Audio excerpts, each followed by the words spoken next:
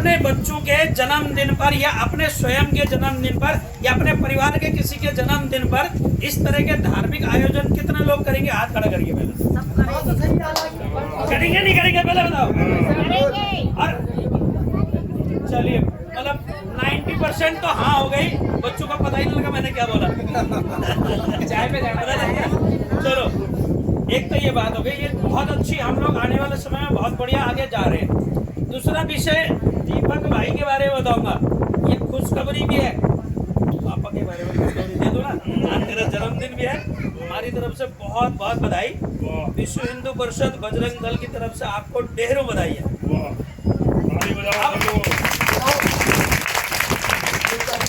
एक और बहुत शुभ का संदेश या आप लोगों को बहुत खुशखबरी वाली बात बताता हूँ मैं। हमारे जो दीपक जी हैं, ये किराड़ी जो अपना संघ की दृष्टि से या बजरंग दल या विश्व हिंदू परिषद की दृष्टि जाता है, तो जो अमन विहार वार्ड है ये किराड़ी नगर कहलाता है, किराड़ी प्रखंड में इसको कहते हैं। इसके बजरंग दल के आप संयोजक, जो संयोजक है बजरंग दल संयोजक, आपको हमने बना दिया है। तो हमारे यहाँ के जो बजरंग दल का कार्य है वो अपने दीपक भाई करेंगे, तो अच्छी बात है ना ये। तो एक खुशखबरी आती, एक बिटिया की खुशखबरी थी, कुछ आप लोगों की बात। अब थोड़ा छोटे बच्चों से बातचीत करूंगा मैं। छोटे बच्चे ये बताओ, सुबह के समय उठने के बाद कितने बच्चे हैं जो अपने माता पिता के चरण स्पर्श करते हैं? सच बोलना। कितने बच्चे हैं? चलो हाँ, मैं बतौर पे आऊंगा। छोटी भाई कौन है? नहीं, अभी एक बहुत इम्पोर्टेंट बात जो हमारे बीच में आई है कि बच्चे जो ना माँ बाप का कहना नहीं मान रहे। बच्चे क्या कर रहे हैं, अभी जिद्दी हो गए, मुझे मोबाइल से उनका लगाव ज्यादा हो गया, मम्मी पापा से कम हो गया। तो ये जो चीजें हो रही है, इसके लिए जिम्मेदार बच्चे नहीं हैं, इसके लिए जिम्मेदार हम लोग हैं। मैं स्वयं हूँ, आप स्वयं हो। अब कैसे हैं वो मैं बता देता हूँ। बच्चा बचपन में जब पैदा होता है तो उसको चुप कराने के बजाय, उसको गोदी में खिलाने के बजाय, दादा दादी के पास उसको खेलने के लिए भेजने के बजाय, हम लोगों के परिवार छोटे छोटे हो गए, हम लोग पति पत्नी बच्चे इसी तरह से रहने लगे, दादा दादी परिवार हमारे थोड़ा क्या हो गए, कम हो गए, क्योंकि बहुत सारी समस्याएं हो सकती है वो।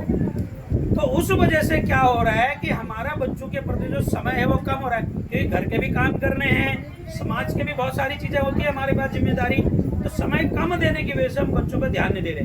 तो बच्चा जरा सा रोता है तो उसका हम मोबाइल पकड़ा देते हैं और उसमें एक वीडियो चला देते हैं। अब क्या हो रहा है, वो वीडियो देख रहा है, वीडियो पे वो यूं कर रहा है और यूं करते करते वो क्या देख रहा है आपको पता ही नहीं है। उसमें वो बहुत गंदी चीजें भी देख सकता है, आपको पता ही नहीं लग रहा। आप कह रहे मेरा बच्चा तो चुप खेल रहा है, लेकिन क्या देख रहा है आपको पता ही नहीं। तो इसलिए थोड़ा सा आप लोगों को ध्यान देने की आवश्यकता है। माँ जो है वो पहली गुरु होती है, पिता दूसरा गुरु होता है, उसके बाद जो स्कूल के जो है वो गुरु तीसरे नंबर चौथे नंबर पर आते हैं। तो कहने का मतलब है आप लोगों को बड़ा ध्यान देना है अपने बच्चों पे कि वो क्या देख रहे हैं, क्या कर रहे हैं, किस राह पे जा रहे हैं, ये बहुत अनिवार्य है। तो दीपक भाई के बारे में कहूँगा, दीपक भाई ने इतना बढ़िया ये आयोजन करा, अपनी बिटिया के जन्मदिन में धार्मिक आयोजन करा, इससे अच्छे संस्कार भी बच्चों में जाए, ऐसा हम लोगों ने सभी ने करना है। तो ठीक रहेगा ना ऐसा? एक और मैं बढ़िया सी इसमें बात और जोड़ रहा हूँ। माना सास में और बहू में जो आजकल हो रहा है, थोड़ा सा मनमुटाव सा रहता है। तो अगर बहू रोज सुबह के समय अपने सास के या अपने ससुर के या अपने से बड़ों के चरण स्पर्श कर देगी तो क्या होगा पता है आपको? रात गई तो रात गई। तो रात को जो गुस्सा होगा वो सुबह के समय वो पैर छूते ही क्या हो जाएगा, समाप्त। हमारे परिवार बचेंगे ना, जो छोटे छोटे झगड़े होते हैं वो नहीं होंगे। तो ऐसी छोटी छोटी बातें हम लोगों ने ध्यान देनी है, परिवार को जोड़ के रखना है, अपने बच्चों का ख्याल रखना है। हमारे बच्चे आज के समय के अंदर गलत राह पे भी जा रहे हैं। मैं प्रत्यक्षदर्शी हूँ, कई बच्चे छोटे छोटे 6ठी 7वीं में पढ़ने वाले बच्चे नशे की लत लग गई है, उनको स्मोकिंग करने लग गए हैं। वो कहाँ से सीखे ये हम नहीं जानते, लेकिन ऐसी विधर्मी ताकतें जरूर है जो हमारे समाज में हमारे बच्चों के ऊपर बिल्कुल नजर गड़ाए बैठे हैं कि कैसे इनके बच्चों को खराब करे। बच्चे खराब तो देश खराब। बच्चे तो आने वाले समय में देश का भविष्य है ना, तो देश का भविष्य खराब हो जाएगा, बच्चे खराब होंगे तो हमें मैंने बच्चों को बचाने के लिए उनका ध्यान रखना जरूरी है। तो बच्चे स्कूल जा रहे हैं तो उन्हें लाना छोड़ना ये जिम्मेदारी किसकी है? ये जिम्मेदारी हमारी बनती है। देखो माँ बाप अगर बिजी है तो चाचा ताऊ भाई बंधु सब जा सकते हैं ना लेने के लिए, तो जिम्मेदारी। कहीं कोई बच्चा गलत राह पे दिख रहा है तो उसको देखो क्या कर रहा है बेटा, गलत राह पे मत जा। ये सही और गलत बताना हमारा काम है। तो आज मैं विश्व हिंदू परिषद की तरफ से आप लोगों से यही कहना चाहूंगा कि अब अच्छे संस्कार देने का भी समय आ गया है। और ऐसा क्यों कर रहे हैं हम लोग? तो इसका करने का एक मुख्य कारण है कि देखो हम लोगों ने 500 वर्षों का संघर्ष किया और संघर्ष करने के बाद बहुत बलिदान दिया। बाबरी मस्जिद जैसा ढांचा गिराया, उसकी जगह भगवान राम का भव्य मंदिर बना दिया। जब राम मंदिर बन गया तो राम मंदिर वाले जो राम की मर्यादाएं हैं, राम की जो बातें हैं, हमारे समाज में राम राज्य की स्थापना करने की जो हम मन में विचार बना के बैठे हुए हैं, तो वो भी तो आने चाहिए।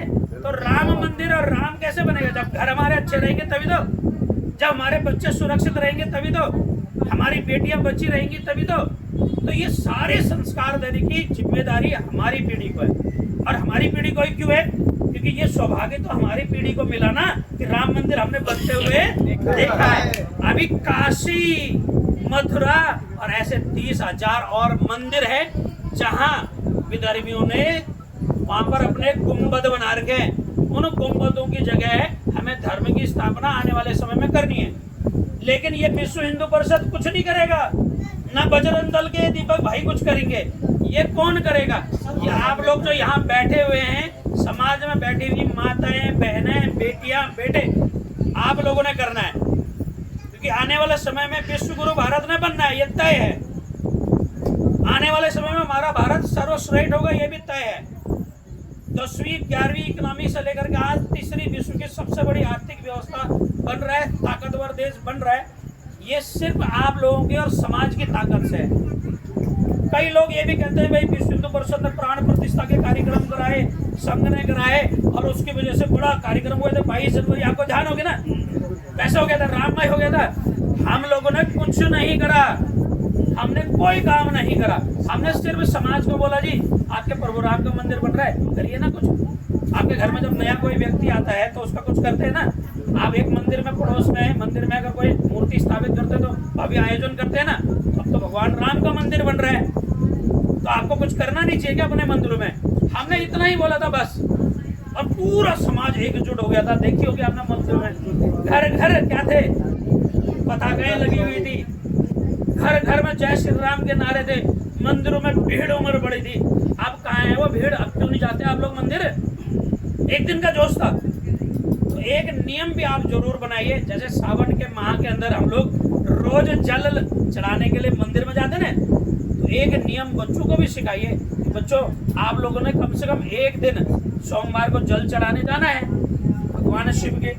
और दूसरा खत्म करने वालों जल्दी चिंता न करो। दूसरा जल्दी खत्म कर दो। दूसरा मंगलवार को बच्चों को जरूर भेजना है ताकि वो हनुमान चालीसा सीखे। हनुमान जी के बारे में और हनुमान चालीसा के बारे में ये बताना बहुत जरूरी है कि जो कोरोना का